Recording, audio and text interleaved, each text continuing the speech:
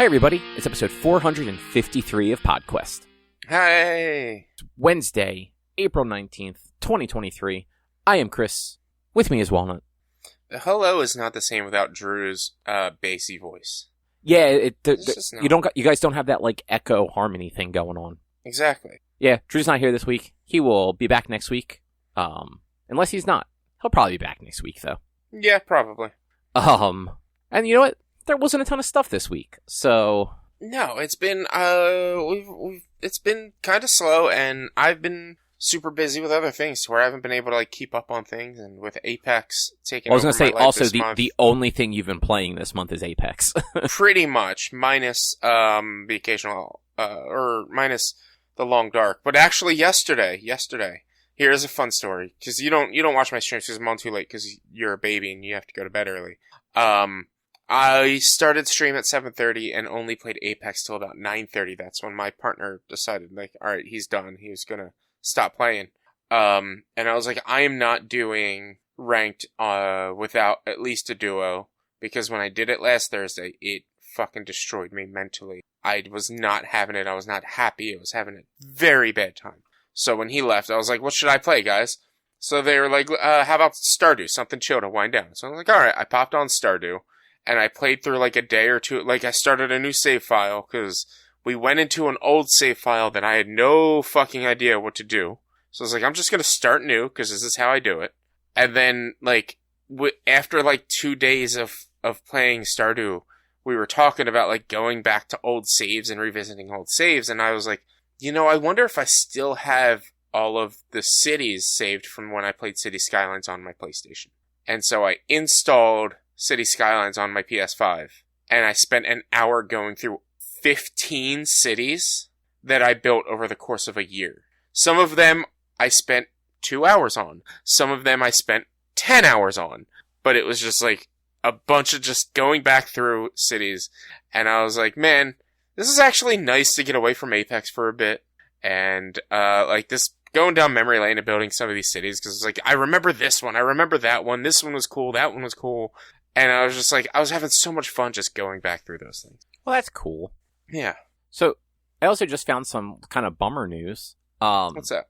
So, voice actor James Carter Cathcart, who you may know as the voice of Professor Oak, Gary Oak, James, and Meowth from Pokemon, announced that he is retiring from voice acting because he has throat cancer. Well, that sucks.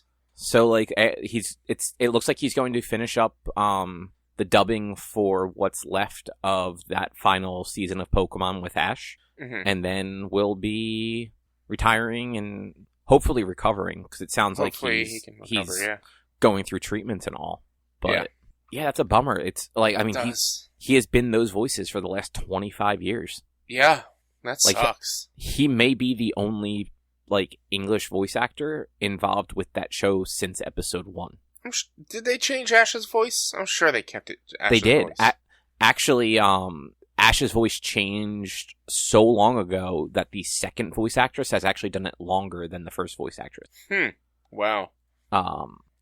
Yeah. I want to say it was like 2004, maybe 2004 or 5. It was. I think it was around like the advanced generation, which would have been like the Ruby Sapphire seasons, is when they changed. I'm actually looking. Voice actors. Yeah, Veronica Taylor was the original one for seasons 1 through 8, and then Sarah Natochenny has been from season 9 through season 25. Jesus Christ, 25 seasons. Yeah, and like that's wild. Pokemon season 8? Pokemon 8 would be. Hey, yeah, Advanced Battle. So what year was that? 2000? Yeah, 2004 to 5 was the last season that Veronica Taylor did. So the season after that, which was Battle Frontier, it looks like, which was a weird one, would have been the first one that they changed voice actors. Okay. But, like, so Team Rocket was not in the first episode.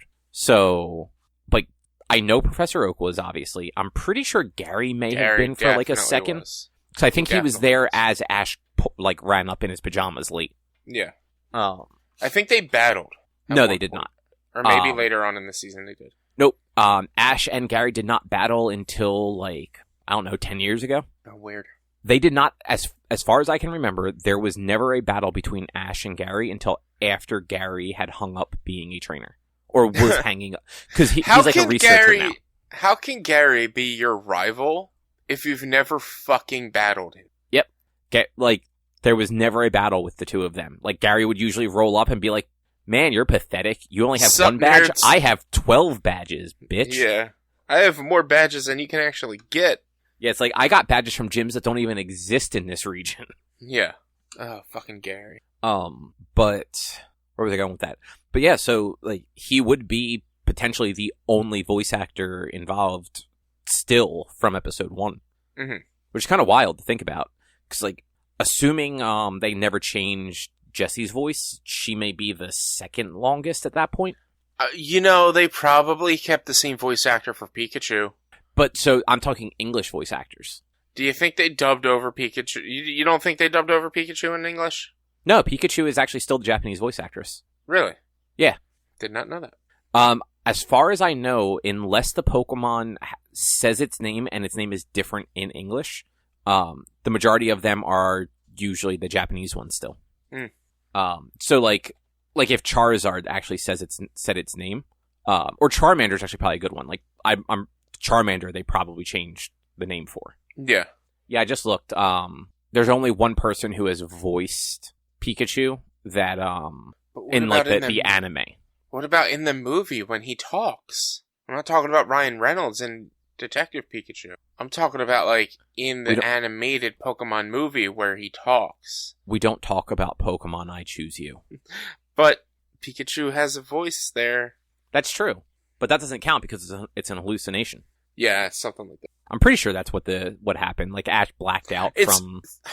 I don't know. It's they don't necessarily say it's a hallucination, but it's like as Ash is like kind of being killed, Pikachu's like, I love you, or something like that. And it's I want to be with you, or something. Yeah. So I think it's one of those moments where Ash is trying to convince Pikachu to get inside the Pokeball. Yeah, or something like that. I don't really know. It was a weird movie. It was interesting.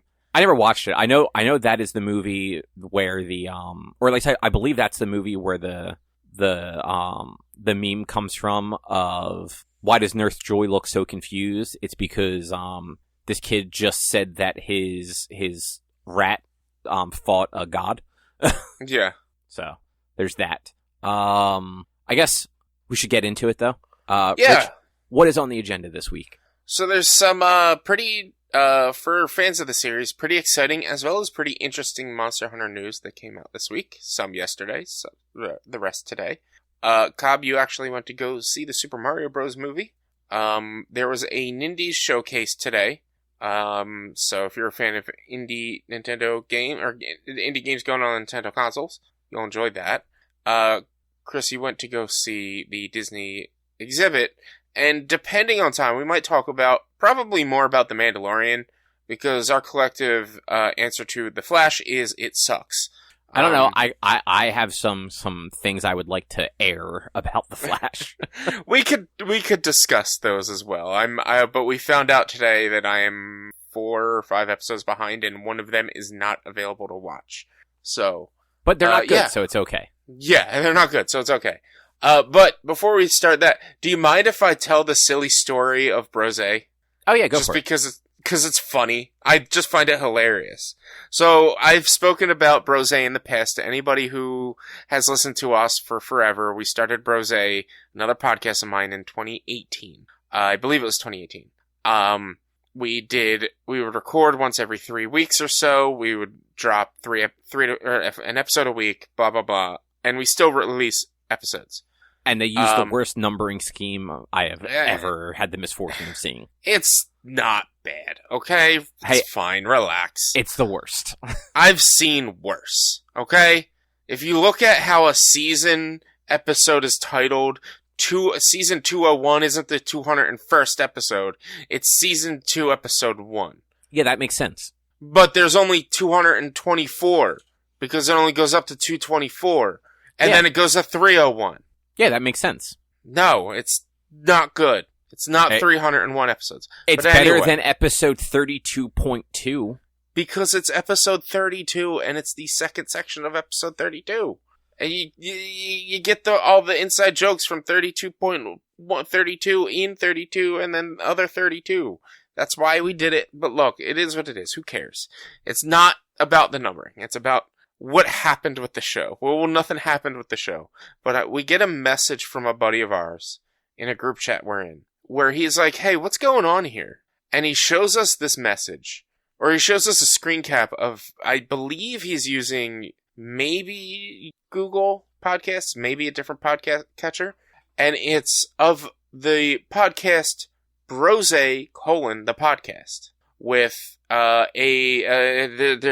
an illustrated image of the two guys on Brose: the podcast, that started in late 2020. The font used, or the stylization of the cursive font that they used to write Brose, the color background of the illustration, and the illustrated people themselves match almost 1-for-1 our original logo that was designed by our collective friend, Shannon Vogel, who's been on this show before. So somebody tried to steal our idea and podcast, apparently, it seems like, but could only get 6 months in. Which is just, like I said when you, posted that in Discord, if it was just the name, if they were just doing Brose, the podcast or whatever, yeah, sure. You know what? Yeah. That is not such a unique name that somebody else couldn't have come up with it. Exactly. It's a pretty, if you are talking, if wine is involved, that is a pretty straightforward connection. If you go on to any podcasting app and you just search the term Brose, Brose, don't add any accent marks or anything over the E, just type in Brose. Brose has kind of very bad SEO for our show, because there are a bunch of shows with the word Brose in some form in them. So Brose is not our word. It is our show. It's not our word. So yeah, you're right that having the term Brose the podcast or something like that, sure, do your thing, whatever. To be fair, on Spotify, y'all are the third option. But still, we're the third option. We're not number one. But it's just if you look at even on Google, or I think it might have been Spotify that I was looking that up. My Google is, it has I subscribe to Brose on my Google Podcasts, so it pushes that first. But it's funny. Like you said, everything else is pretty much exactly the same. The art it's is even the same style. Background color. This background color is the same, peach pink background color. It is all the same. So once they sent that, I was like, yo, send me their information. Send me any information they got. I want to look into this because I want to message them. And one of the other guys was like, look, they haven't made an episode since 2021. I think we're in the clear. But it's still I kind of want to reach out to these guys and be like, yo, so this is Richie from the Brose podcast. You took pretty much our thing, right? I don't care what your show is about. You took our art and you took our logo. So I have a question real quick. Yeah. This has just been bugging me since you said it. So your background, you called it peach pink. I mean, I guess that fits the color. Yeah. Why did you guys not make it rose pink? That was a Shannon artist decision to make that, and it works. It's a good color. So what you're saying is Shannon's a bad artist? No, maybe. No. It's just, we liked the color, and it works. Rose isn't, rose, most rosés aren't the same pink color, and you tend to get a more of an off cue, more of a, peachish pink that we have. I'm just saying, man, branding is important. That peach pink color is closer to a general rosé than the rosé pink, probably. Branding, man. Branding. Look, it's fine. It's fine. It probably is called rosé pink. I don't know. You'd have to ask Shannon. But I also sent it to Shannon, and she's like, man, they didn't just steal the art. They stole everything. She's like, I might create a new logo for you guys just to say the original underneath. I'm like, that would be great. That is kind of wild, though. Yeah. But go ahead. fill us in on all the Monster Hunter bullshit. So we're gonna start with the less the thing that you're probably gonna have less to talk about or question. They had the announcement for the next title update for Monster Hunter Rise, which actually comes out on 4/20. It should, if you're obviously can't listen to it the day we record, which is on the 19th. Actually, like, it goes live tonight at like 10 o'clock. But it's introducing a returning Elder Dragon from a previous game called Amatsu, which I have never fought before because I never got to that point in that game, and an enhanced version of one of the current monsters, Risen Shagirumagala. Which, I mean, the Risen Shaggy, I like fighting Shaggy, so I'm happy with that. The Amatsu, we were all expecting this to be the final update. We were expecting this to be done. Amatsu was supposed to be like the big bad, is what we were expecting. There was no information for any future updates on any roadmaps. This was like, this is it. Then they dropped on us at the end of the presentation that they will have one final monster drop in June. And that is it. Monster Hunter Rise will be over, basically, in June. With the final monster, which they basically hinted is going to be a variant version of Malzeno, which is the monster that was like kind of the big bad throughout most of Sunbreak. But then, after you beat it, you found out there was another big bad. But he's like the representation of Dracula in this game, because it was Dracula, werewolves, and Frankenstein. But I'm excited. It's actually going to bring me back. I'm going to reintroduce weekly Monster Hunter streams onto my stream. I'm excited that it's going to stop updating too. Oh, well, here's the thing. TGS, they're announcing the next Monster Hunter game that we're expecting probably, if not this holiday season, next spring. Are you sure? Yeah. They've said, they confirmed that.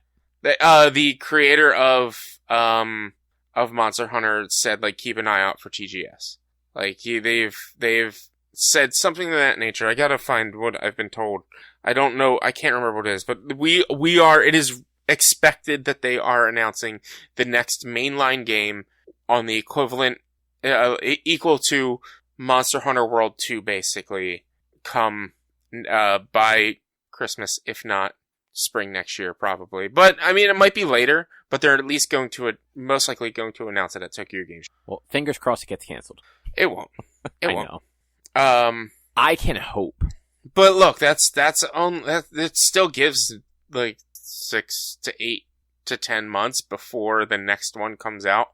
Like, depending, and there's going to be a lot of time I don't talk about Monster Hunter that often anymore. I only talk about it when updates come out. And those are the worst. But the last update, I didn't even fucking talk about it. So it's been like 4 months since I last talked about this game. But yeah, I'm excited because I'm gonna go back to it. I'm gonna do the previous update, title update 14 stuff, and then title update 15 stuff, because I never even touched it since before the last update.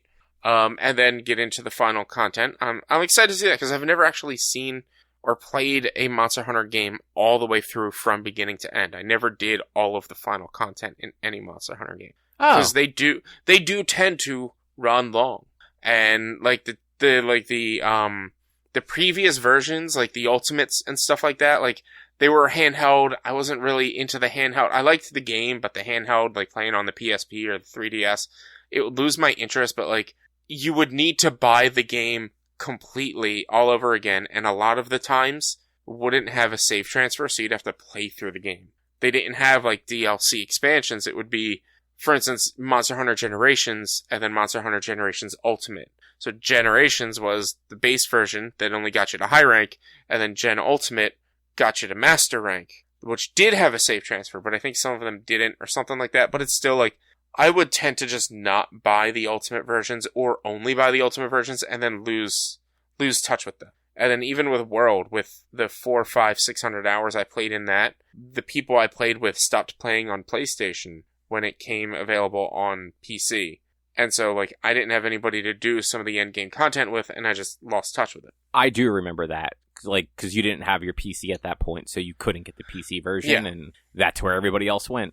Yeah, and it was the same with Rise. Like, I kind of stopped Rise on the Switch after, like, the last big update before Sunrise, because I didn't have anybody to play it with, and everyone had moved over to, or Sunbreak, but yeah, I had no one I could play with on Switch, because everyone moved to PC, and then I got it on PC, I got all of it, and I put a bunch of hours into it. I don't actually know how many hours I have on it on PC right now. Let's see real quick. I'm scrolling through. Monster Hunter Rise. Total playtime, 216.3 hours. On top of the 80 hours that I had on the Switch. So it's 300 hours. Just about 300 hours. And I'll probably end up putting another 20 to 30 into the new stuff, maybe. But yeah, so that's cool. I'm gonna finally be able to experience, like, the true ending of a Monster Hunter game, and they announced a bunch of other stuff, DLC, or a bunch of, like, paid cosmetic shit and whatnot. I don't care about that. The other thing that they talked about that, like, we can actually maybe have a discussion about is they announced yesterday Monster Hunter Now, which is in development between Capcom and Niantic, the creators of Pokemon Go. It is a phone game that uses the similar AR technology as Pokemon Go to bring you into the Monster Hunter world while you're out experiencing it. I don't like it. I don't know. I have no idea what the fuck it's going to be. I did watch a trailer, and they were like, some things are back. So, like, in previous games, pre-Monster Hunter World, you would have an item called a paintball, which you would throw on the monster, and it would mark on the map where the monster is, like, on like the zone that the monster is at, so that this way, if the monster flew away, you knew where you could track it. Right. It seems to be that in this one, as you're walking and out in the world, you can throw paintballs at monsters, which then add to your quest list, I guess, to where when you get home or when you're with friends at the park, you can all pull up your monsters and fight them on your phone or something like that. I don't know. That's I don't know what this is, but I did sign up for the beta just to see what the fuck it is. It has all the same Monster Hunter features, so you fight the monsters, you get the parts, you upgrade your armor, you upgrade your weapons, blah, blah, blah. You can cut off tails, you can probably break other body parts. I think they've come out and said it's going to be swipe controls and not control buttons on your phone screen. But I don't know. I really don't know what this is. But I'm just like, I don't know who asked for this. Who the fuck asked for this? Is the question. Comcast, Capcom. But, look, I understand that Monster Hunter at this point is probably their biggest ongoing series. Yes, I think it's bigger than Resident Evil, and yes, I think it's bigger than Street Fighter, for sure. I think Monster Hunter definitely is their biggest series. Not essentially in terms of, like, number of games wise, which I think it actually has more games than both of those, but just, like, fan base. I don't know that it has more than either of them. It's probably close, but, like, there's 9 numbered Resident Evil games, plus there's the Code Veronica game, so that's 10, and then the 2 Railgun games, so that's 12, and then plus remakes. Yeah, I guess you can say plus remakes. So let's say 15. Maybe let's say 20 Resident Evils. Maybe there's not 20 Monster Hunter games in total, but there's close. Honestly, there is close. All right, hang on. 4, 5, 6, 7, 11, 12, 13, 14, 15, 17, 18, 20, 21, 23, 24, 25, 26, 27, 28, 29. There are 30 games in the Resident Evil video game franchise, including remakes. There's a lot of fucking Resident Evil games. Jesus Christ. Let's see. Hold on. Not including expansions.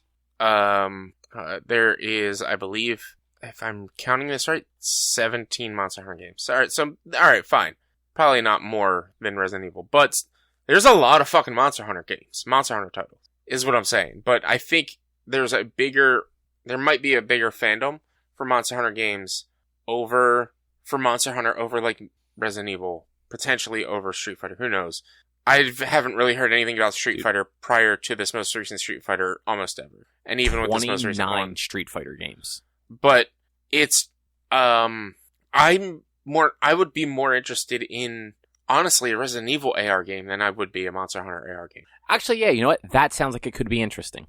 Because you make it to where, like, the, quote, Pokestops are, like, ammo and health upgrades and things like that, and you have to survive, and, like, maybe make it to where you have to avoid the zombies in the world, or so. I don't know. If they could figure it out, but, like, I don't know, this is gonna be so weird, it's gonna be so dumb, but I'm probably gonna like it, is what I'm scared of. I mean, like, I will not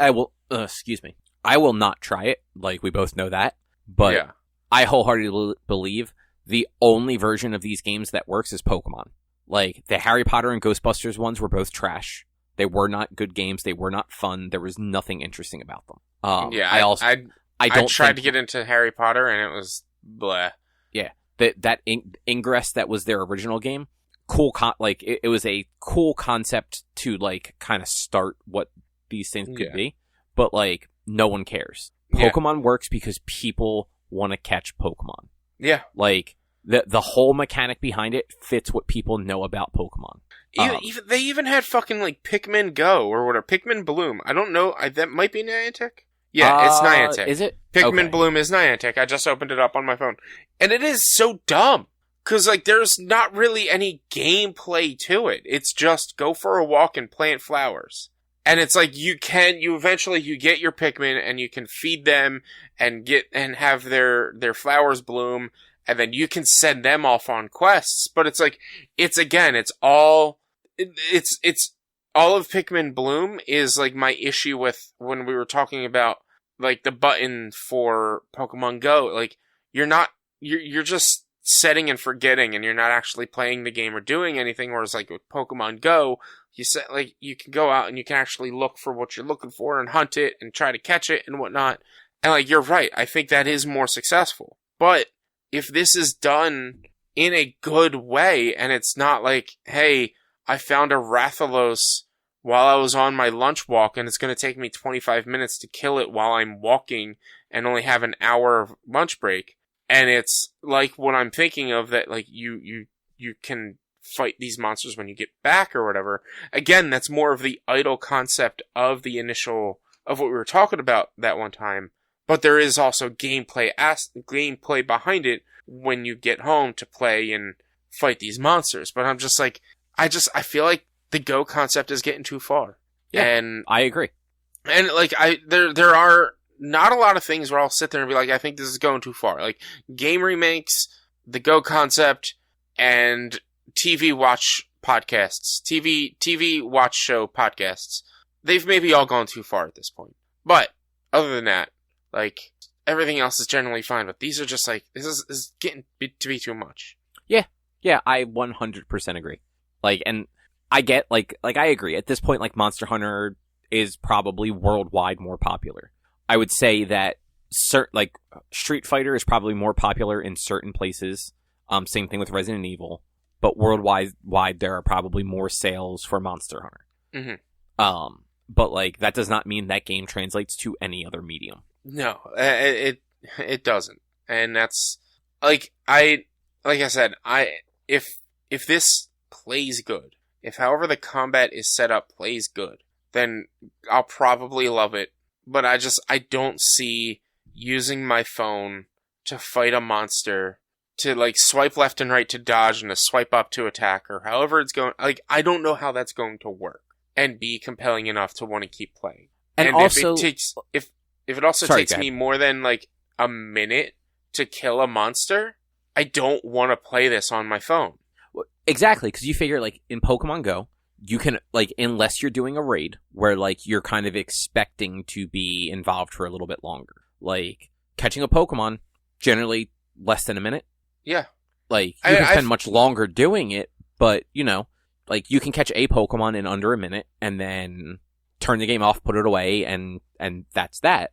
But, like, also, if you think about it, like, the way that they do combat in these games, like, essentially all interaction, it's very low accuracy. Like, the only thing that has, like, some actual accuracy is, like, the throwing of Pokeballs. But combat is just tap, tap, tap, tap, tap. Yeah. And it's not even like it picks up every tap. It all depends on just, like, what your phone can process. Mm-hmm. I don't see how that would be any fun for Monster Hunter. And I don't think it's going to be just tap, though. I think it's going to be like swipe controls, where you swipe left to dodge left, swipe right to dodge right, swipe up to attack with an upward strike, or swipe down to attack with a downward strike, something like that. Like, that's what it's going to be. I don't think Niantic can do that. They are not good enough. Like, the only game they have that runs well is Pokemon. All the other games that they've done run like absolute dog shit. Look at the trailer for Pokemon, or for not Pokemon now, for Monster Hunter now. Like, that is what is being shown, is the character is attacking upwards, and the character, it's not like, yeah, maybe tap, tap, tap, tap, tap, but like the character, it's not like fast attacking, it's Monster Hunter methodic, like, attacks. But that does not mean that you are actually deciding how they attack. It could still just be auto attack. It could and be, also, but it could think back to the trailers for fucking Pokemon Go. Even, like, when you take out, like, the overdone, like, AR stuff where they showed Mewtwo in Times Square, the game that they showed off and the game that we got are not the same. Yeah. Yeah. Like, who knows? Like, Niantic had a fucking lawsuit against them for false advertising after Pokemon Go. Yeah. Like, they are not an impressive studio. Like, they are a, like, shit-out garbage cell phone games studio. I don't know. I'll know more when I get into the beta, which should be, I guess it's the beta, when I think that should be happening soon. It's just, I think it's so weird that they decided to go this route. I just can't believe it. Yeah, like, it's just, I don't like it. I don't like it. Yeah. Part of me wants to sign up for the beta, though, just to see if I can get in and you not. I mean, that's fine. Give it the old college try and try it out, at least. Let me know what it is. That's really all I want, is to know what it is. So, like, how are we going to play? Like, when Pokemon Go came out, like, my expectations were, I'm going to catch Pokemon and going to be able to potentially battle Pokemon. Those were my expectations. And, yeah, I didn't quite get it the way I was hoping to get it, with structured battles and things like that, and it was just taps. And honestly, there wasn't really battling. Well, no, there was battling. There was the gym battles right at the beginning. But, like, overall, I got what I wanted. I got catching Pokemon, battling them. It's just, it wasn't all that great. At this point, there's just no telling what this could be, because even the, what's it called? The Harry Potter one was like, it was based on Fantastic Beasts, and you were catching the beasts and things like that, and it was still Pokemon, but Harry Potter. This is just, like, there's no catching monsters in Monster Hunter. Not yet. Well, that's a lie, actually. You do catch monsters, but you don't catch them, you capture them after you fight them and knock them out, and you capture them. Like, there's no, like, actual, like, I need to capture this monster to be able to use it or whatever. It's just, here's a gameplay mechanic of, rather than killing it, you can capture it and get more parts. But, like, there's more to it than just, like, here's a Pokeball. Here's a spell. It's actual combat is related to it. So I just want to know what it is. That's all I want right now. I know. I have zero hope for it to be anything other than garbage. And not because it's Monster Hunter, because it's a fucking Niantic mobile game. Yeah, it's probably not going to be good. But anyway, Cobb, you saw a movie this weekend? I did. It was actually, so it was my mom's birthday, and she asked if we would go see the Mario movie with her. Nice. Yeah. It was totally fine. Like, I don't need to see it again, but, like, glad I saw it. That is the worst review I've heard about this movie so far. Like, it was fun. All the characters were fun. There were there were bits that didn't quite hit, and some of the voice acting just felt uninspired. Just say Chris Pratt and Seth Rogen. Actually, I wasn't going to say Pratt. Like, I thought he actually did fine. For the most part, like, if I hadn't known it was Chris Pratt, I might not have necessarily homed in on him immediately as the voice either. Mm-hmm. And they prove very early on in the movie that had the like director wanted to, he can actually do a pretty like decent like stereotypical Mario voice. Mm-hmm. There's a little bit at the very beginning of the movie that is it's him and Luigi doing a commercial for their plumbing company, and they're both talking like stereotypical video game Mario and Luigi. Okay. Like the high pitch, like it's a me, a Mario, like all that sort of bullshit. And like, yeah, him and Charlie Day totally could have pulled off the bullshit high pitched voices, and it would have been weird and awkward but funny. But yeah, like both of them were good. Seth Rogen felt uninspired, like he just did his voice. Yeah. But like also his voice and mannerisms like fit Donkey Kong in the way that Donkey Kong was portrayed in this movie. I guess. I haven't seen the movie. Yeah, like I don't think like had they done Donkey Kong in any other way, I don't think he would have been the right choice. But like the way Donkey Kong acted in the movie, like Seth Rogen's voice was totally fine for it. Cranky Kong though, I did not like Cranky Kong, which was Fred Armisen. Okay. Who I really like. He is funny in most things he does. He was great as Uncle Fester in Wednesday. We watched a show, actually, quick side tangent. I forget if I talked about it on here at all. But there's a show on Netflix called Unstable. It's a half-hour comedy. It stars Rob Lowe and Rob Lowe's son. It is quite funny. Mm-hmm. Rob Lowe is like rock star scientist, like billionaire guy. And he convinces his son to come work for him after his son like goes to like play music or something like that instead. Yeah. And it's their unhealthy relationship and just Rob Lowe's unhealthiness with his whole life, but like in the very Rob Lowe way. But Fred Armisen is in it, and he plays a therapist, and he's delightful in that. He is just kind of meh as Cranky Kong. Like it's weird. He is not zany enough or cranky enough. Like they could have gone two ways with Cranky Kong. He either had to be an actual grump with like a very like craggly, cranky old voice, or he had to be like that goofy, zany, like that guy in Avatar, The Last Airbender, the like king of the place that was like super old but knew Aang when he was a kid. Boomy. Yeah, or like something like that, like kind of like goofy and with like a high pitched voice and kind of crazy. Like they didn't really go in either direction with that. He was just kind of there and fucking boring.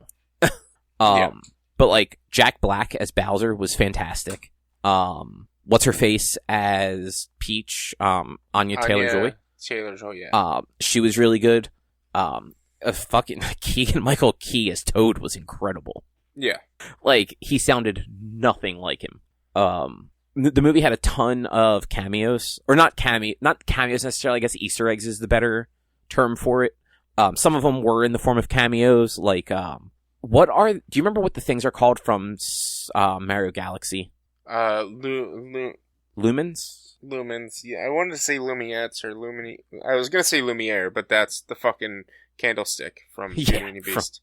So there, yeah, like lumens or something like that.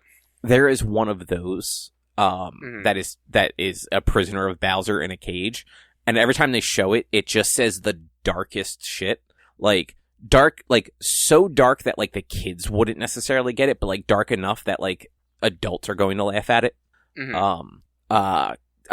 Kyrie Payton, Ezekiel from Walking Dead. Yeah. He is the king of the penguins. Yeah. So he's like the little tiny penguins that they show in the one trailer. He is their king. So this little ass penguin has his deep ass voice. It's quite good. And then yeah, like Charlie Day also was good. I forget if I said that. So like the voice acting, like other than really Cranky Kong and Seth Rogen, were both like on point. And then as far as like the Easter eggs go, there were little things, like at one point you see somebody playing the original Donkey Kong on an arcade cabinet. Mario actually plays Kid Icarus on a Nintendo early on in the movie. There is a sign for, I want to say it was like a bar that had the Duck Hunt duck on it. Okay.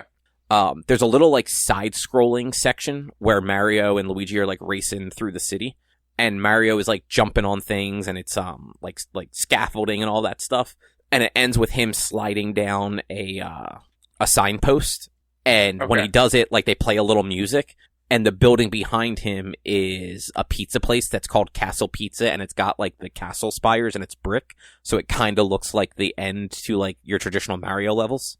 Like, all the power-ups were clever, the way, he hates mushrooms, so, like, the first time he has to eat a mushroom to get bigger is goofy, but they do the whole, like, oh, if you get hit, like, this power-up goes away. They have, like, the super mushroom, they have the tiny mushroom, the fire flower, the ice flower, the superstar, you know, the raccoon suit and the cat suit. Like, they do kind of nail everything. During the Mario Kart section, they have, like, a blue shell, they have the regular green shells, banana peels. They even have a scene where the characters are selecting the carts they're going to use. And it's basically the GUI from the game, where they're picking, like, the cart style, the wheel, and the glider. And they just have little, like, rolly balls in front of them that there's, like, sliding for it to build the cart. And then Rainbow Road is the shortcut from the Kong Kingdom back to the Mushroom Kingdom. Like, they did some fun stuff kind of tying everything together. In a way that, like, they didn't have to. Like, this was a kid's movie, and they could have easily made it a kid's movie. But you can see Miyamoto's influence on a lot of it. I'm trying to think what else was there. There's a little Luigi's Mansion nod, with Luigi, like, being scared, going, Mario! Yeah, Peach being kind of a badass was fun. Like, overall, like, it was a pleasant movie-going experience. It's just one of those movies where, once you've seen it once, there's definitely not a whole lot of reason to see it again. Yeah. Like, that's what, maybe... like, I've heard that it's super fun. It knows exactly what it is. Like, it's getting poor reviews because it's a kid's movie, or it's geared for kids, and it's not like anyone who goes and has seen this movie as a reviewer or as a professional reviewer is reviewing it as, like, what kind of an art piece and masterpiece it is. When it's like, oh no, this movie knows exactly what it is. It is silly and goofy and ridiculous in all the spots that it should be. And it is just, it's a solid, fun movie. Yeah. And like I just brought it up on Rotten Tomatoes. It's got a 58 tomato review score, but a 96 audience score. Yeah. And I feel like this is the kind of movie where the critic score is always going to be bad, because it's a silly Illumination kids movie. I mean, that's the same with a lot of just, even in general, just like superhero movies and shit. There's not a lot of superhero movies that get reviewed very well for reviewer score. It's usually what do the fans think. I mean, most of the Marvel movies have pretty good critic scores up until like the last 2 years. Yeah, but like the last phase has been up and down, whether or not it's been good or bad. So I kind of agree with them. Yeah, I mean, that is true. But yeah, like, totally worth checking out the Mario movie. It's if you're a fan of the games and you've been playing them for years, you're going to just catch all sorts of stuff. Like, there's the flying fish, there's an Inky. Like I said, like, Mario gets most of the iconic power-ups. There's even a scene where he does not have a cape in the game, or in the movie, like, proper, but there is a scene with Mario and Luigi wearing yellow capes. Mm-hmm. There are several references to, like, Yoshi's. Other stuff, you kind of it telegraphs certain things. Like, you know for a fact that the superstar that they showed at the beginning of the thing, well, like, Mario's going to use that at some point. He's going to use Superstar, and that's how he's going to battle Bowser. Because how else is he going to fight a giant magic turtle? Mm-hmm. But yeah, like, it was funny. It didn't overstay its welcome. Like, it's like 102 minutes or something like that. And, like, it gets started pretty quickly. You know, it is shorter than that. It's 1 hour and 32 minutes. It is 92 minutes. You know, like, you get 15 minutes set up of them in the real world before you're in the Mushroom Kingdom, and like, there's like a little training montage of them teaching Mario how to, like, do, you know, parkour, essentially. And then they're, like, off to the races.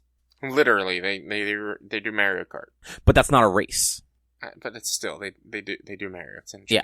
I'm just saying, it's not a race. They're trying to get from the Kong Kingdom to the Mushroom Kingdom to stop Bowser. I want to see it. I want to see it. There's 2 movies out right now that I haven't gotten a chance to see that I want to. Mario and D&D. I'm hearing good from both of them. John Wick 4? I do want to see that.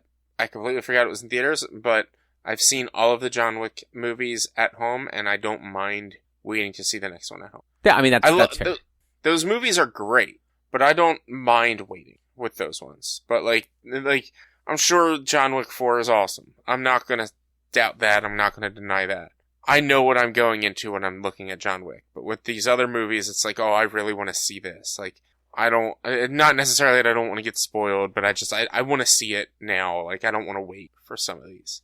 I probably will, but I don't want to. Yeah, like, I get that. Yeah. Unfortunately, Mario is going to be one of those movies, especially because it's a Nintendo production. It's not going to end up on any of, like, the free streaming platforms forever. It's never going to go down in price. Yeah, it's going to be a $50 movie rental at Amazon. Yeah, rental. If you want to buy it, it's $150. Yeah, exactly. But I will say, like, when it is, like, digitally, like, available to rent or whatnot, it's worth, like, the $6 or $7, whatever it'll be, as, like, a new release. Yeah. Like, it's a completely enjoyable movie, even to just watch that one time. Mm-hmm. But enough of that. Well, before we move on, Oh. I just saw a thing that I'm excited for, that's movie related. They announced the release date for the next Godzilla movie, the next legendary Godzilla movie. It's Godzilla X Kong, and it comes out March 15th of next year. They did that already. I just saw it today. Like, literally, they announced it on Facebook today, I think. No. I mean, they already did Godzilla and Kong. They need to do something different.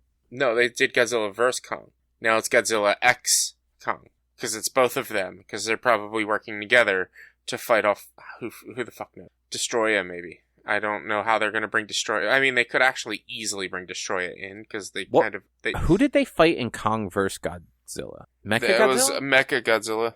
And they already took care of Ghidorah, so it can't be... Mechaghidorah. That's... I was going to say, isn't there like a Mechaghidorah?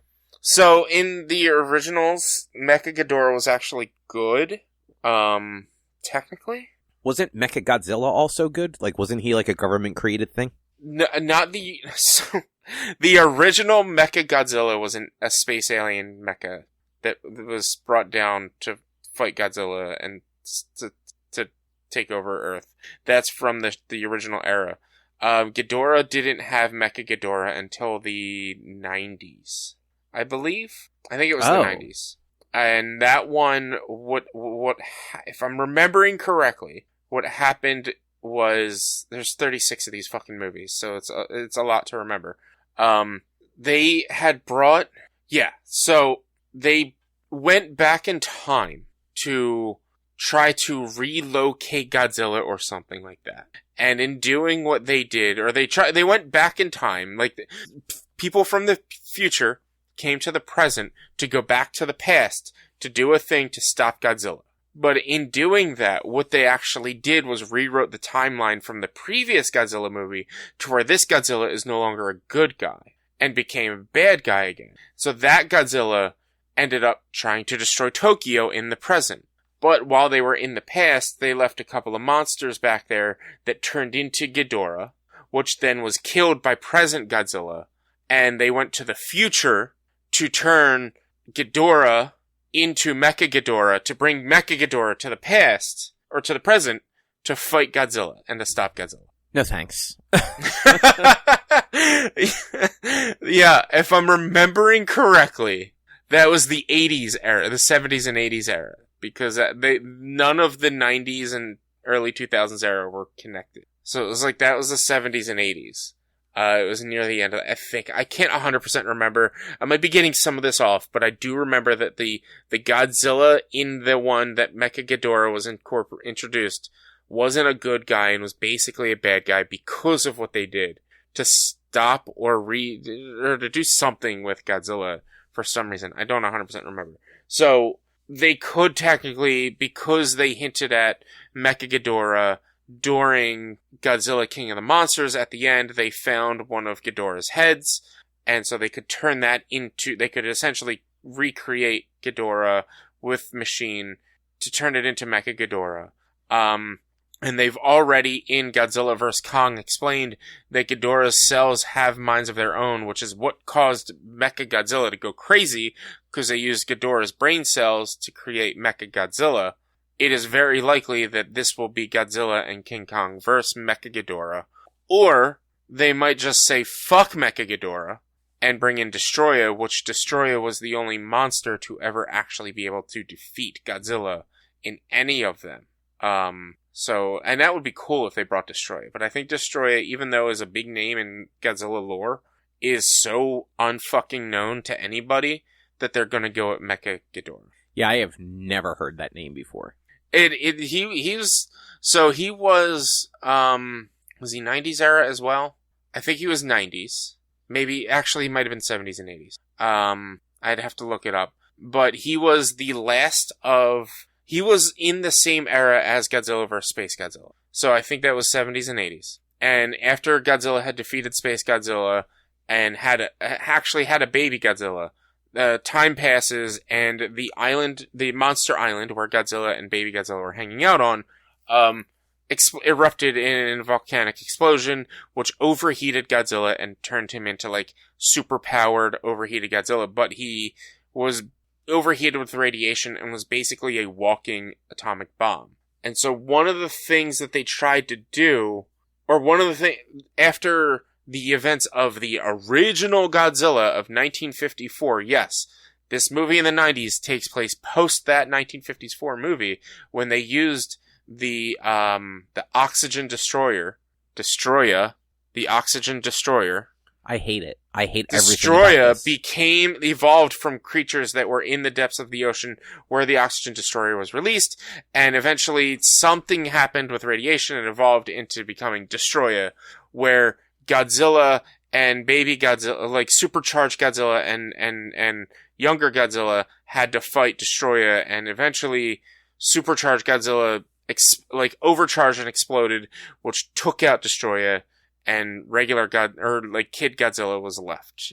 Yeah. So they already used the oxygen destroyer in Godzilla King of the Monsters. So it is possible, if they're going to stick with that they could go that route as well. It's just fucking Godzilla, man. It's ridiculous. Yeah, no, thank you. Do you want to talk about the indie showcase for a little while? So there was the Nindies today. No. They dropped that name. We can't use it. I don't care. I'm still calling it the Nindies. I'll call it the Nindies for the rest of my life. Okay? It just works. Overall, there wasn't a lot that, like, piqued my interest. I already knew about My Time at Sandrock. That's a PC game as well. Most of these games, I think, have already been, for the most part, probably released on PC in some way, shape, or form. Most likely. There was one game that I'm going to be 100% honest, I hated just because of the way they introduced the game. And then I also did not like the art style of the game at all either. Was it the one with Donkey and them at the water? At the lake with the fucking yo-yo? Yeah, I hated that. I hated that intro. And the game itself, Animal Well, where it's like the art is like kind of like old school TV style, where like everything's made out of the line. I hated it. I don't like the look. I hated the game.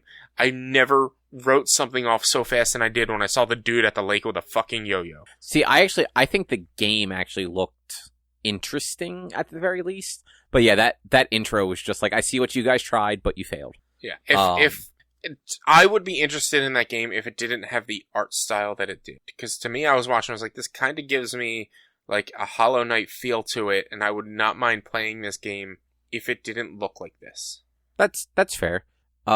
Not that I will play it, but I thought that Played Up game, it's basically Overcooked roguelite, was like an interesting concept, especially for people that like management games, but also want a little bit of, like finality to it, I guess. Yeah.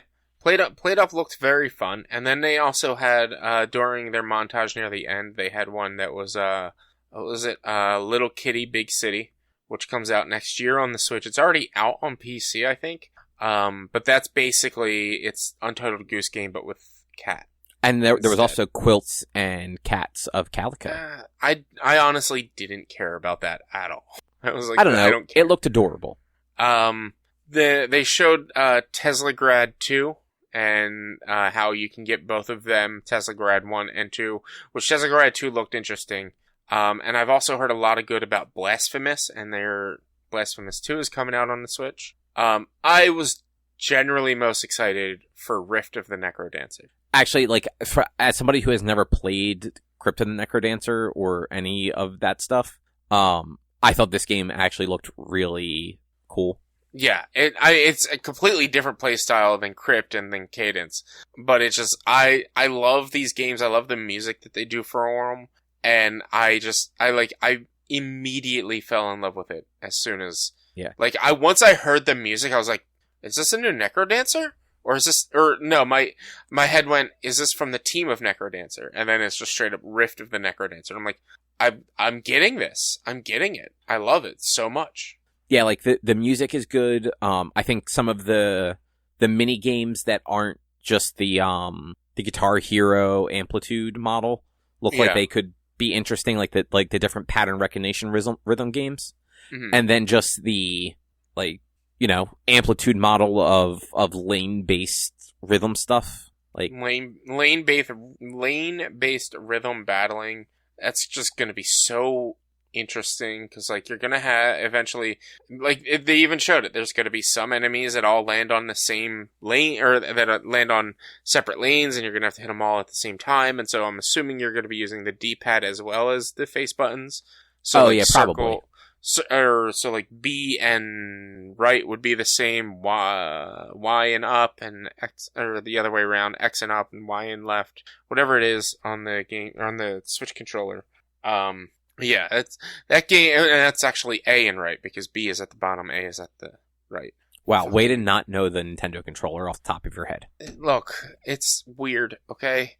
But yeah, I'm totally down for that. I'm totally interested in playing that. I am excited, and that'll probably be a game that I get day one.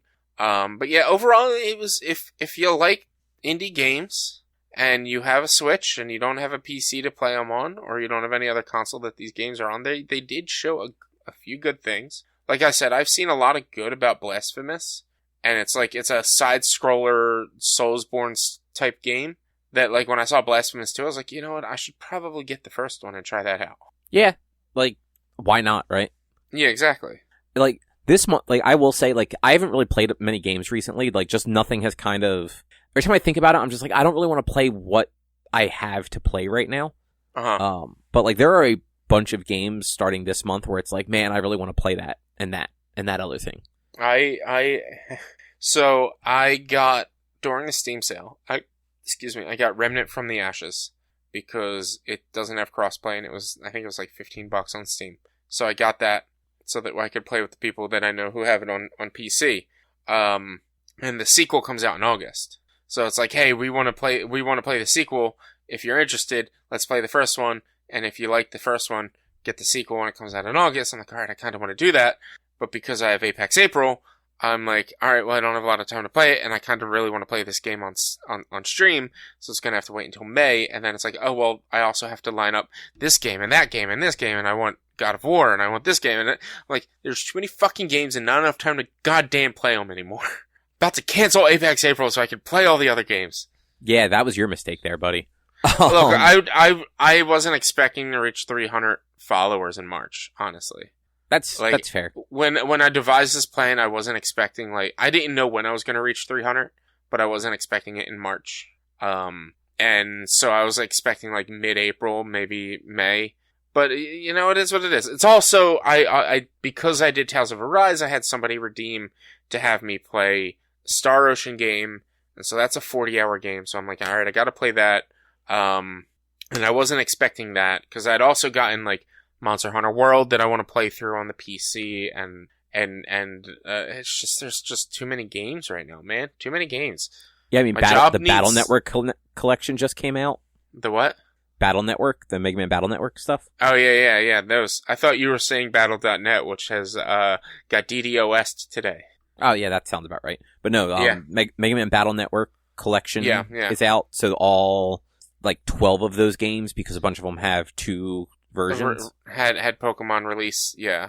And then Jedi Survivor comes out next week. Jedi Survivor. And Tears of the Kingdom is in like 2 or 3 weeks. That game, if I get any of these games day one, it would probably at this point be Tears of the Kingdom. I was 50-50 about it initially, but after seeing the most recent trailer, it pulled me in to where I'm like, all right, I think I do want this.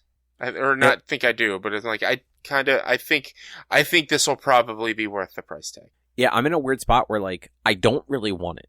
Like, I don't have any real interest in it because, like we've been over before, I think Breath of the Wild is an amazing game. It is the worst Zelda game, and I want an actual Zelda game. Mm-hmm. Maybe this will be it, though. Like, you don't know. Everything that has been shown for it, it's definitely not. But at the same time, it's like, I kind of want to see it just to, like, play it while, like, the discourse for it is happening, like while people are talking about it and it's center of attention, rather than playing it 6 months from now when nobody is talking about it anymore. Yeah. So like it's just one of those, like, do I want to pull the trigger and get it, or do I want to just wait? Like I played a ton of Breath of the Wild. Like I played, like, not as much as plenty of people, but like I put a good like 50 or so hours into that. I 40%ed that game. Yeah, like I played through the quote unquote story. Like I defeated Calamity Ganon. I defeated all of the sacred beast things. But a lot of the side stuff just wasn't interesting to me. Like I had no desire to complete all the shrines because there's no real incentive to do so. Had no real incentive to collect the little seeds because why bother? Like at a certain point, like you have enough storage and health and stamina, like you don't need to do those things. They're just there as like additional stuff to do. Did you I guess you don't understand what I meant by I 40%ed that game. No, I do not. I did everything except the seeds. Oh, wow. Yeah. And it's only 40% completion. It might be like 60% completion. It's something like that. But there's 999 seeds. And the last thing you get from collecting all 999 seeds is a golden piece of shit. Yeah. Literally. And there was no point in doing that. But I did everything. I did all of the shrines. I did everything. I very much enjoyed that game. I thought, like, and this is where I've not come at you, but talk to you, but like, you don't like combat. Like, I thought the combat was very solid. It was very fun. It was a very entertaining game. And overall, I loved exploring the world and everything else. I didn't hate the shrines because, although yes, a lot of the shrines were just combat shrines, you did not like the combat. I enjoyed it a lot. And so, like, I did it all. And it was only like 40 to 60% of the actual completion percentage. If I were to open up, I know I still have it installed on my Switch. If I were to open it up, I could actually see what my completion percentage is. Yeah, and it's just, like, and it's not even that the shrines were combat shrines. It's that the shrines were all the same. Like, there were only minor changes between them. Yeah, well, yeah. I mean, a lot of them were like they had types, and like the Shrine of Wisdom, Shrine of Courage, Shrine of Power, blah blah blah. And like the Wisdom ones were all puzzles, and like depending on which, like there was no real order to go through them, but like some of them, like some of the puzzles were rolling the ball around, we're using the motion controls. It was. A lot of the shrines were tech demos for the power or the mechanics of the console, for sure. But like, yeah, I get it. Like the shrines, I wouldn't say they were all the same, but you're like they could get a little repetitive from time to time. Yeah, like it again. I think Breath of the Wild, fantastic game. I will never say it's a bad game. It is just a bad Zelda game. So like, it is not what I wanted out of a Zelda game. I still enjoyed my time with it. I wonder if this is a fair assessment. I think Breath of the Wild is a better Zelda game than the most recent Tomb Raider games are Tomb Raider games. No, I'm right. I disagree. Or no, you disagree? Yeah. No. But I also didn't hate the Tomb Raider games the way you did. Yeah. I thought those games were just not good. Like, I enjoyed them. Like, I enjoyed the first and second one, like, a lot. The third one was, like, mediocre, but it was, I didn't hate it. But, like, I will say I liked Breath of the Wild more than those 3 games. But, like, I still think they were better examples of that franchise than Breath of the Wild was an example of the Zelda franchise. I don't know. I'd have to disagree on that. Tomb Raider did no Tomb Raiding. She was behind on every step, and she murdered everybody. That's not Tomb Raider. Sure it is. That's how Tomb Raider starts. No, it's not. That's not Tomb Raider. She's smart. She investigates. She's always a step ahead of everyone. Like, she's always right ahead. Tomb Raider is the, what's it called? The Tomb Raider is the, Raiders of the Lost Ark of video games.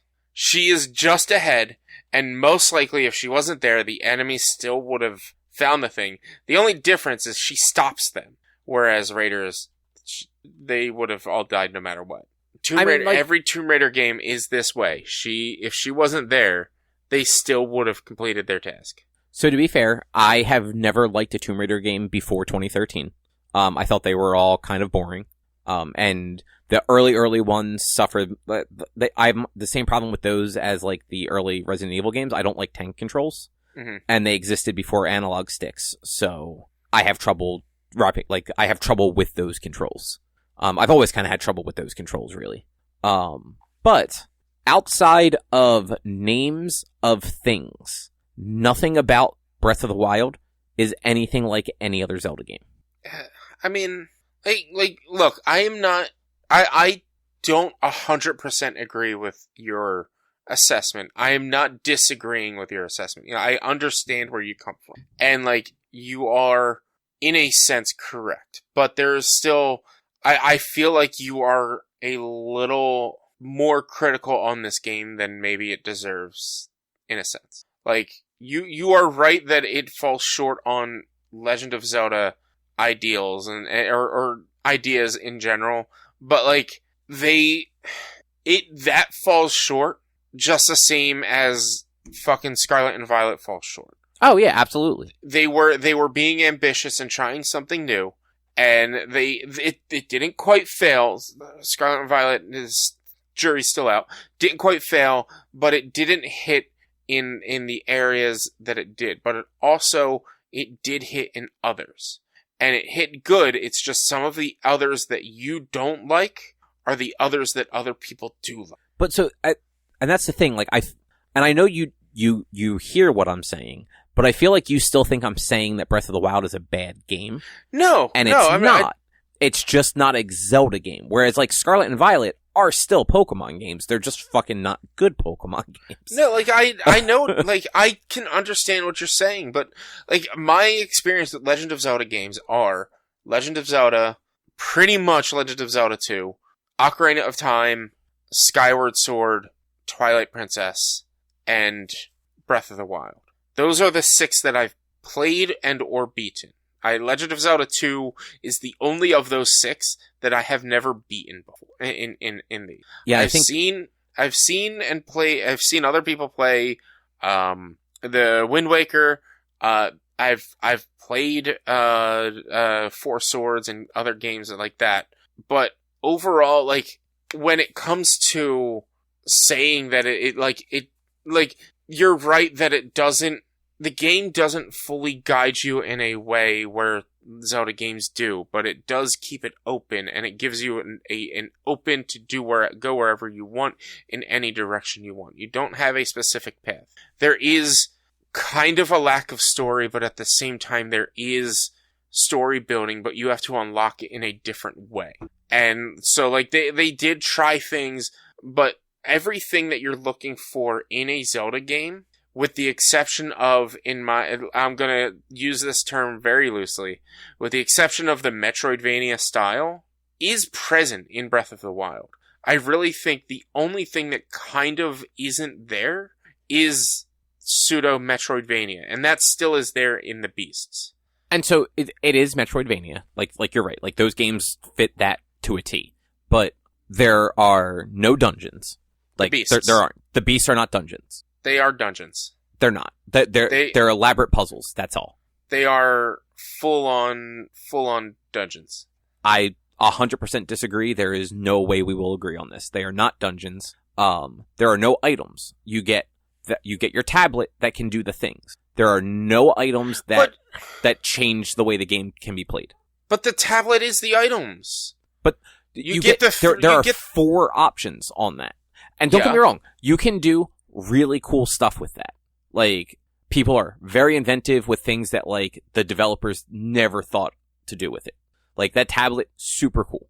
But, like, they basically took everything that that has been in every Zelda game since the first Zelda and just wiped it away. Like, there is very little there that is anything like a Zelda game. Is the hookshot in... I believe every... Like, the boomerang's in it. There are boomerangs in Breath of the Wild. It is a weapon and not an item. There's bombs as the tablet. Instead of having a freeze wand, you have the stasis. Was there a hookshot in Breath of the Wild? I think there was. Not that I remember. I don't know. It's been... I played the game when it launched, so it's been so long. Part of the fun of Zelda games is that Metroidvania sort of having to figure out how to get places as you unlock the new abilities.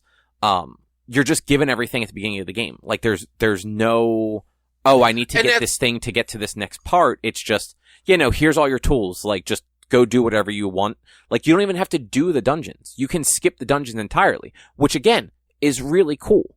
I think it's a really good game. The fact that you can immediately just go right to the fucking end and just you can beat it with like Chrono Trigger. I know I'm going off on a little bit of tangent here. Chrono Trigger, you can theoretically go right to the end boss at the very beginning of the game. Like, you play for like an hour and you can time travel right to the end of the game. Yeah. I know there are people that like have ways that they can beat the end boss at that point where you're like level 2. But like you and I could never do that. You or I though could spend, I don't know, couple hours just doing some shrines just to get a little bit extra health and collect some weapons and then just go fight Calamity Ganon without anything else. Like, none of the beasts done, none of that. Just have to have enough weapons that, like, as they break, you can fucking pull out a new one. Mm-hmm. Cause, like, at that point, like, if you're going to it that quickly, let's be real, you're not getting the Master Sword. No, you're not gonna have that. So, like, you need the strong weapons to be able to take everything down. But, like, totally doable within, a short time frame. And that's fucking cool. But, like, you don't go into a temple and then have room after room where you're trying to find, like, the key to unlock the door to, like, get to a boss battle to have, like, an actual, like, boss fight. Every boss in the shrines, they're pretty much the same. But the shrines themselves... You have to unlock the path to get to where the boss is. You have to, yes, the shrine itself, you control the entire shrine with your tablet and move the shrine around and things like that. But the way you're moving it around is the puzzle and the dungeon to get to the point where you go fight the shrine boss. But like, they're just so small and uninventive, which I don't think is a real word. Like, the 4 beasts were some of the dullest parts of that game. And there was no escalating challenge to them because the game was open where you could do it in any order. So they were all equally the same. Mm-hmm. And like, I find that boring. Like, I want the game to become more challenging as I get better at it. But that did not exist in this game. Like, the way that existed is by like branching out and looking for the more challenging like side things, like fighting the centaur guys whose names I always fucking forget. The Lionels. Thank you. Yes. I was going to call them Leos. I'm like, that's not their name, but it definitely starts with an L. Like finding and like getting good at fighting those guys or getting good at fighting the, like the temple guardians and stuff like that. But doing the actual like quote unquote story of the game, like there's no challenge to it. Everything is equal because they want you to be able to do it in any order. And like, I find that kind of boring and anticlimactic to a Zelda game. Sorry, I got distracted. I just realized I never clocked out from work. Hey, get that overtime. I'll have to let my boss know tomorrow that I forgot to clock out. No, man, don't tell anybody. Just see if they give you the overtime. No, because here's the thing. I didn't clock out. So, like, I'm not going to clock out, and they won't give me the hours. They won't correct my hours properly. So I have to tell like, if I were to clock out right now, they'd probably question, why were you 2.5 hours overtime yesterday? Probably. So either way, I'd have to have it corrected. But no, like, it's, like I said, I understand what you're saying and I get what you're saying.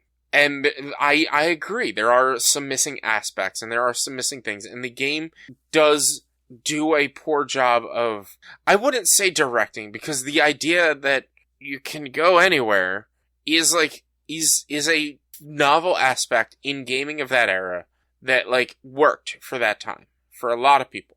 And like, I'm not disagreeing that it is the worst Zelda game. Well, I mean, I'm probably disagreeing that it's the worst Zelda game because fucking Legend of Zelda 2. But like, I'm not disagreeing that like of that style and whatnot. Like it's not a great example of Legend of Zelda. And some of the other like Ocarina of Time or Wind Waker or Drew would smack me into oblivion if I didn't mention fucking whatever the fuck that game's called that I don't even remember right now. It's called A Link to the Past, you fucking that one, savage. Yeah. He would smack me to oblivion if I didn't make sure to mention Link to the Past, the greatest game of all time. Like, those are very good examples of Zelda games. They are. They are wonderful examples of Zelda games. But if we're on the conversation of where I said Breath of the Wild is a better Zelda game than the Tomb Raider games are Tomb Raider. The Tomb Raider games were just, they painted Lara in such a poor light that her interaction, like I said, Raiders of the Lost Ark style, her interactions didn't fucking matter. The second Tomb Raider game started with her dropping the ball and already behind the villains. And just her going after to kill all the villains right away. It wasn't her uncovering these mysteries and then her being caught up on or being captured or needing the help and the villains trading on her. No. It was just straight up, oh, they're ahead of me and I need to catch up. And it's just like, it is a bad example of what Lara Croft and Tomb Raider is. But, so, yes, but also, it's supposed to be her origin where she isn't the Lara Croft from 1998 yet. Like, she's a 22-year-old that doesn't know what the fuck she's doing. But they had that in the early 2000s. They had a Tomb Raider Origins. They did. They did have a Tomb Raider game that took place prior to the original Tomb Raider. This is a new series. I think probably you can consider an alternate universe or whatever, alternate timeline, whatever. But like, still, she is supposed to be this explorer after the first one, where they make it really like, all right, she becomes the Tomb Raider. She's this explorer that knows what she's doing. She's trying to uncover these mysteries and blah, blah, blah. And it's not, I need to go kill these people. That is my biggest, like, she just is like, I need to go murder everyone. In the original Tomb Raider game, you killed 2 people. I mean, you kill a lot more people after the first 3 games.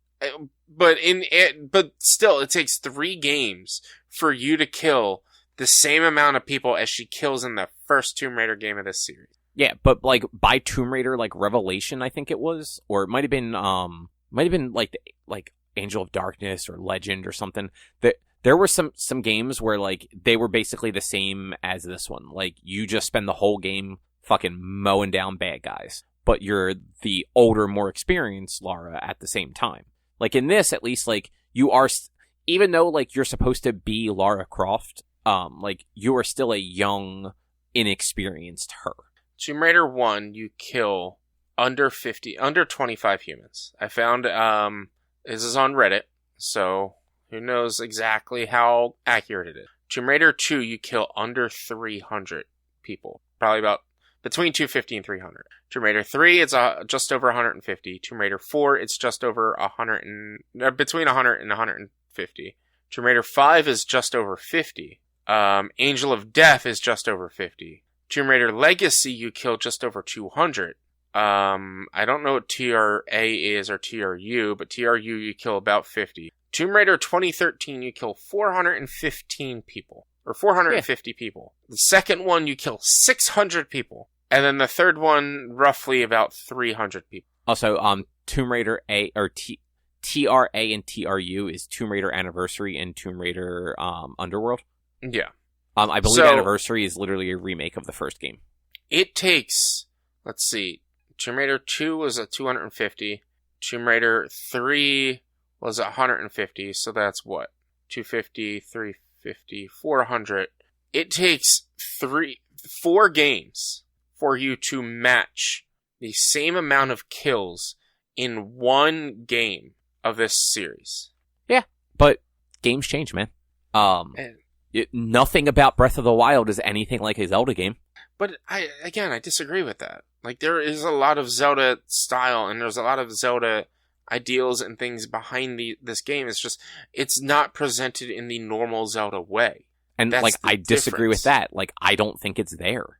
Like, they're, like you're correct. Like, I agree, it doesn't have the Metroidvania style. But they're, like, Zelda games, especially the original Legend of Zelda, was a game built on exploration, where you were just given a sword and told to fucking go. Yeah, exactly. But you also, like, you gain new items and stuff like that as you went. You don't get all of the tablet things right away. You gain them as you go initially. You get new weapons as you go throughout this game. You get new abilities. All of the tablet stuff before you leave the floating thing where you wake up. Do you get it all before the plateau? Yeah, Zelda's Ghost Dad gives, like, he has you with everything before he gives you the glider so that you can fuck off his floating plateau. You don't unlock anything new on that throughout the game. You do get weapons because, like, you just pick the weapons up from around the world. And I am one of many people that don't like the weapon degradation, which I know you don't have a problem with. Weapons break, man. Not after 3 swings. I know you're under-exaggerating, but if you're using a stick, it does. You're exaggerating that a bit. I never had that many issues with my weapons. Like, that's the thing. Like, people complain about it, and I'm just like, I've never had that problem. It's one of those things. It's like escort quests. It's one of those things that developers put in, even though no one actually likes them. But I would understand complaining about weapon degradation in Breath of the Wild if you couldn't hold 50 fucking weapons. But I mean, you can at the beginning. You have to collect all those fucking seeds. You can hold like 5 or 6 though. That's not that many. That's more than you need.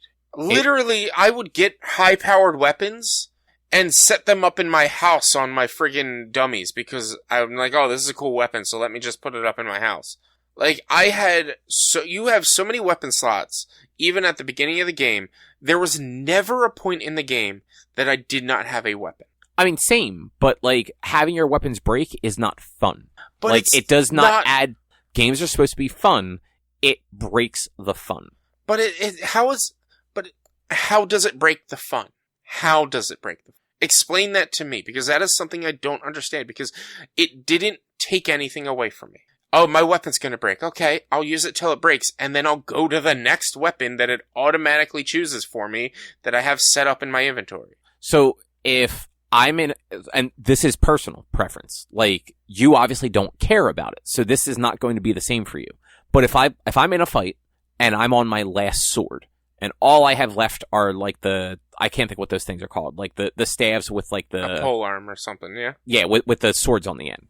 Mm-hmm. But, like, I don't want to fucking use those for the fights I'm in, and my sword breaks, and I'm surrounded by guys, and now all I have left is a weapon I don't want to use. It's like, oh, well, shit, well, I guess I'm gonna run away and go find some swords. But that's 100% a you problem and a you poor planning.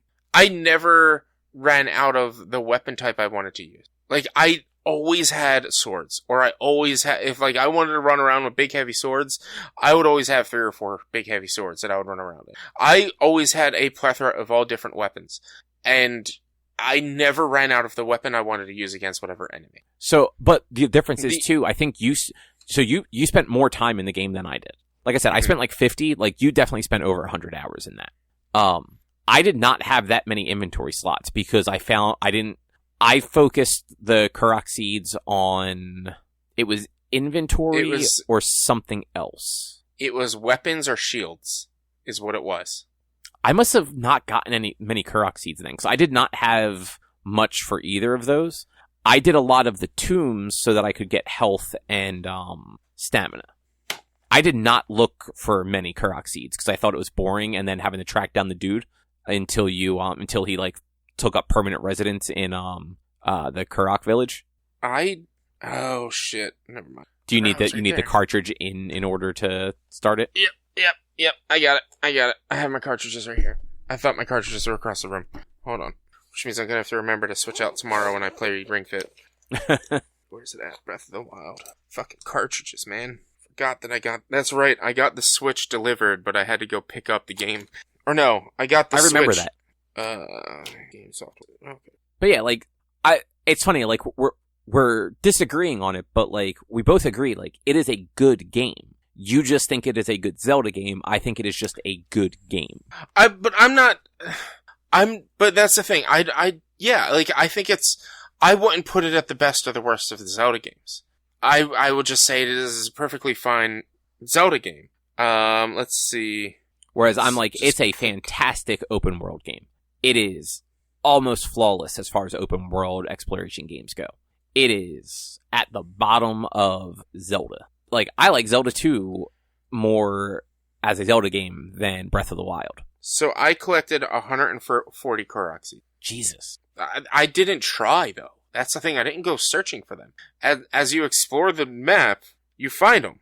Let's see. Let's remember how this thing works. And my inventory slots are 1, 2, 3, 5, 10, 16 weapon slots, 10 bow slots, and 8. So that's what it was. It was weapon, bow, or shields. 16 weapons, 10 bows, 8 shields. That's all I got. Yeah, honestly, I wouldn't be surprised if I found less than 50 Korok seeds. My inventory right now has the Master Sword, 1 spear, a Guardian Sword, a Short Sword, a Traveler's Sword, and a Lizard Tri-Boomerang. All 4 of those, I believe. Let's equip. Yeah, the 4 swords as well as the Boomerang and the 3 swords and the Master Sword all attack the same. I even have a Bokoblin arm that attacks the same. The only weapon I have that attacks different is the spear. When we're done, if I think of it, I will I'll see if I can find my Breath of the Wild cartridge, and I'll pop it in. And I imagine my inventory is just. I think I probably only have the Master Sword in there because I basically just. That's all I worked on for a while. Like after I realized I didn't like the whole weapon breaking stuff, I just kept doing shrines until I had enough hearts to go get the Master Sword. And then I just used the Master Sword for everything. Because, like, it broke, but it didn't, like, break. Like, you just had to wait a while and it would, like, reforge or whatever. That to me was the worst part of the game, was the fact that the Master Sword... Oh, yeah. That was fucking stupid. The Master Sword should not break. Yeah. That was the one thing I hated the most. Right, let's see if I can look at... How do I look at the map? Because that's what I want to figure out. Map. Nope. Fucking map. The minus button? Quests. Memories. Shrine quests. Main quest. No, minus is... Oh, there it is. It is the minus button. Where am I at? This fucking guy doesn't know how to play video games. 34.82% completion. Yeah. When we're done, I will pop mine in. I would wager mine is significantly lower in everything. Mm-hmm. Because, like, fantastic game. Had a blast playing it. Like, but, like, had zero interest in doing 90% of the extra bullshit in that game. Like, that game was so bloated with just menial tasks, it's insane.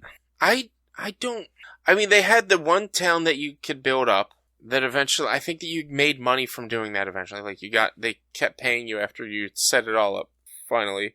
You could buy the house, and then there were a couple of others. Like, there are a few side quests I didn't do, for one reason or another. Probably I had plans to go back to it. But I never did. But, like, I feel the opposite. I feel there was a lot of nothing in that game. Yeah, there was 120 shrines, which and to be fair, that is what I'm talking about. Like, that game is very empty, you're right.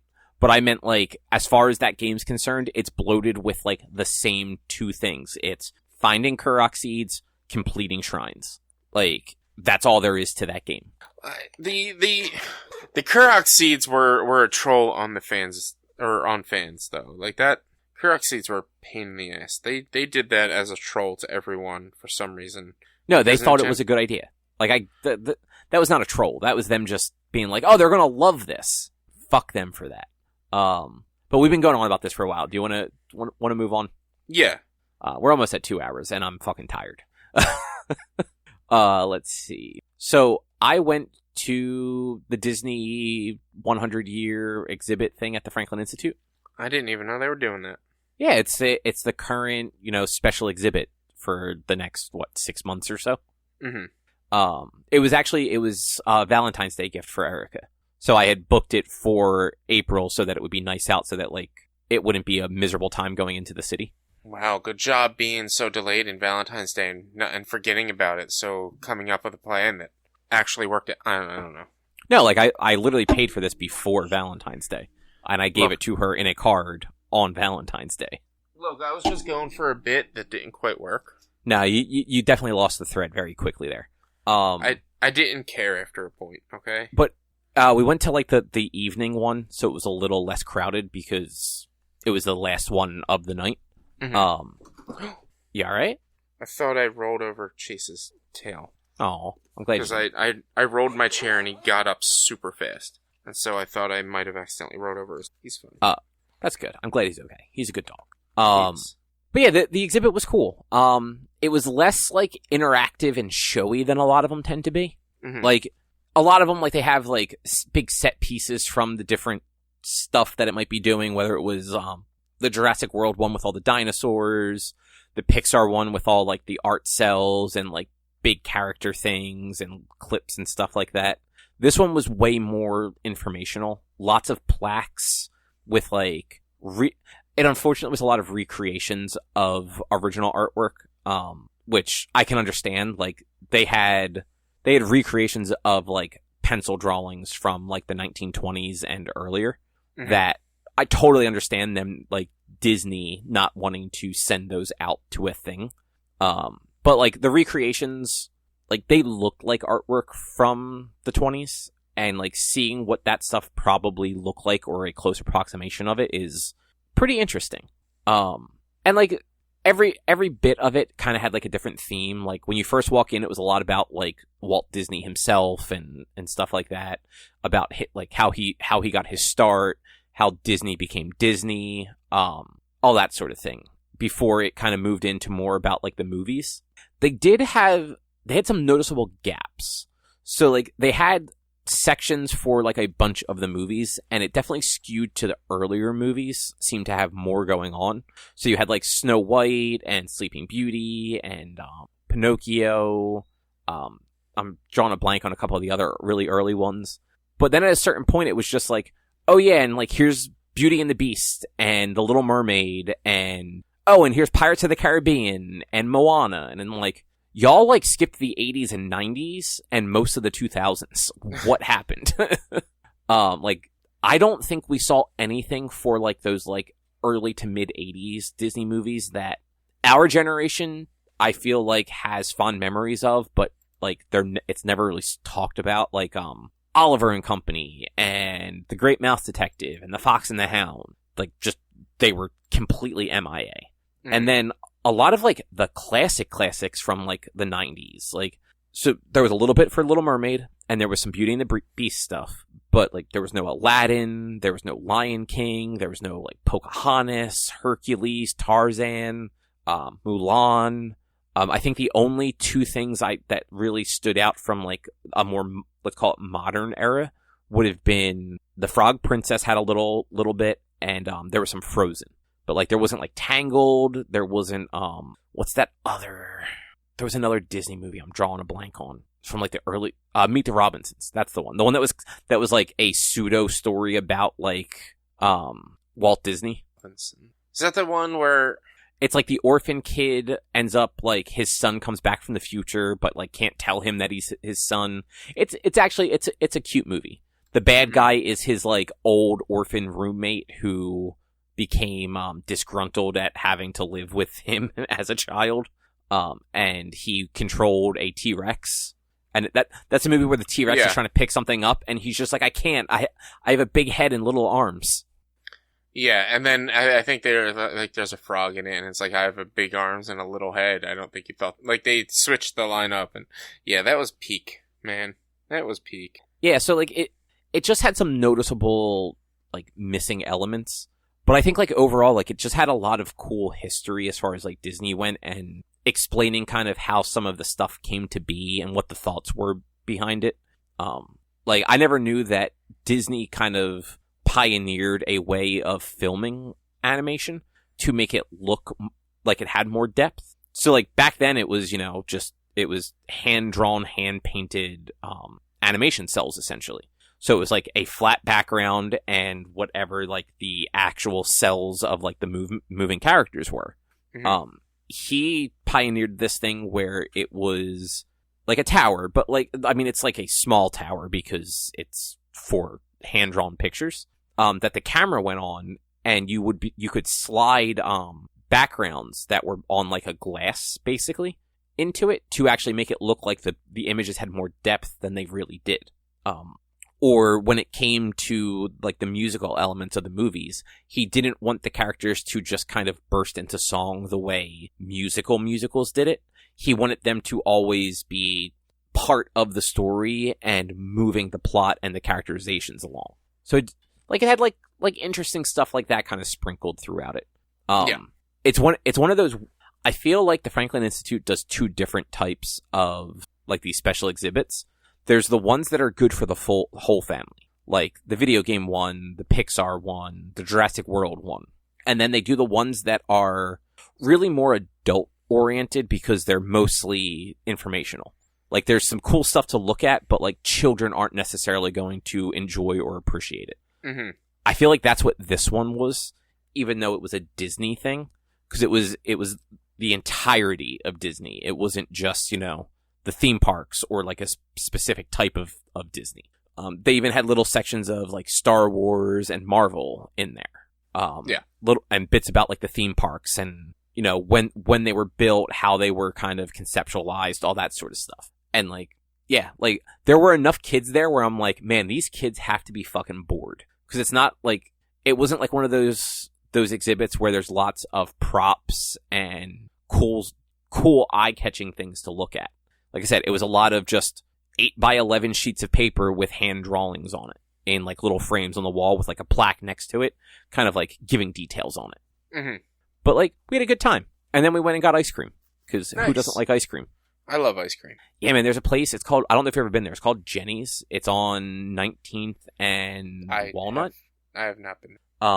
So they make their own ice cream, and they do, like, different flavors pretty regularly. They do have some gluten-free flavors that are, like, cake-based flavors. But, like, I had one, it was sweet cream and biscuits and peach jam, and it was delicious. Cream, biscuits, and that's it. That does sound good. Yeah, and you can get two different flavors. So I had that, and I had a brambleberry crisp, which I don't know what a brambleberry is, but it was good. And the crisp was just, like, little crunchy things inside the ice cream. In a waffle cone bowl, which was fantastic. Mm-hmm. Like, that place is, we've only been there a couple times, but I've always had good ice cream from there. Nice. So, yeah, overall, going to that Disney exhibit, good time. Yeah, that sounds fun. Sounds neat if you're interested in, like, checking out the art and all that other stuff. I haven't been to Franklin in so long that I completely forgot they did special things. And oh, did you not do the Harry Potter one at all? No. I haven't been there since Jurassic Park. Oh, wow. And that was, like, 2017? Probably. So you didn't do the Pixar one? Or the video game one? I think the video game one was before Jurassic Park. No, it was after. Probably not then. No, I didn't do... I know I didn't do the only one I remember that might have been after Jurassic Park was Marvel. Yeah, that one was definitely after Jurassic Park. Yeah, but I haven't, as far as I can remember, I haven't been there since. My mom at one point got us all memberships to the Franklin. Because I guess she thought we were going to be going more often with the kids, and I didn't use it the year that she got it for us, because I never had time or a chance to go to the Franklin, and the events, there's only like 2 events a year or whatever, and we went to both of them, but I never went to the Franklin otherwise, and, like, I think a membership gets you free entry or something like that, so it was kind of a waste. So, actually, depending on what's going on there and what time you're doing the special exhibit, the membership does actually make doing both exhibits in the same year worthwhile. Yeah. Even without going to the museum. So we've had the membership a couple of times over the years. And all we ever did were the special exhibits. One time we decided to walk through the actual museum, and like it's very kid oriented. Like there's not a whole lot to interest an adult more than one time through. Mm-hmm. But we generally saved money by having the membership and just going to the special events. Unless you do the evening ones after the museum's closed, then those are just like, they're like slightly cheaper and they're just a flat rate. You don't have to pay for anything else. Yeah, but like she got us, I think we'd gone to like Jurassic Park and Marvel or whatever, whereas like, we're like kind of back to back or really close. So she got us all the memberships, and then I never went after. I'd never gone again after that. And like the membership that, like I'd gotten the membership after we had gone to Marvel. So it's just like, all right, well, I guess I have to go to Franklin, and then I never had a chance to go to Franklin. Which, I thought you went with your brother, because I know Eric and Audrey take the kids to them all the time. Yeah, I mean, so Harry Potter was post-COVID, and I was still being cautious when it came to COVID, and I didn't want to go into a crowded fucking museum with a bunch of fucking little shits during COVID. And I'm not talking about my nieces. I'm talking about all the rest of the fucking kids that are going to be there. Ain't no fucking way I'm going to go and do that post, like, barely having gotten my vaccination. No, I don't even think I was vaccinated at the time. I was just not fucking doing that. And, I've just stopped paying attention to the Franklin Institute in general. And there hasn't, so I like Harry Potter, but I don't need to go to Harry Potter stuff. And honestly, like the Harry Potter one, like we went like months later and it was still too crowded. Like it was hard to have a good time at that one because there were just too many people in there at one time. It's Harry Potter. I knew it was going to be busy no matter when you went. And I'm not that big a fan of Harry Potter to go to the Harry Potter event.